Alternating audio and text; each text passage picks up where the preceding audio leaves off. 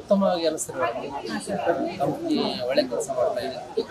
ಈಗ ತಾನೇ ದಾಪುಗಾಲು ಹಾಕ್ತಾ ಇದೆ.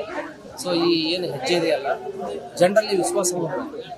ಅದೇ ಮೇನ್. ಯಾಕಂದ್ರೆ ಹಿಂದೆಲ್ಲ ಸಾಕಷ್ಟು ಕಂಪನಿಗಳು ಬಂದಾವೆ. ಆ ಕಂಪನಿಯಿಂದ ಸಾಕಷ್ಟು ಕೇಳಿದ್ದಾರೆ.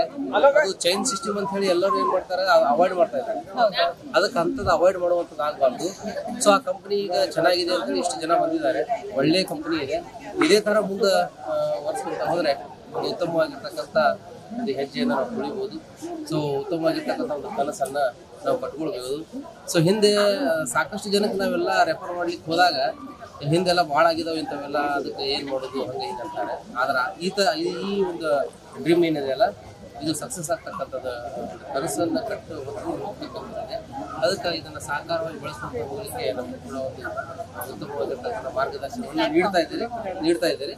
ಉತ್ತಮವಾಗಿರ್ತಕ್ಕಂಥ ಸಾಗಲಿಕ್ಕೆ ಒಳ್ಳೆಯದಿದೆ. Thank you sir.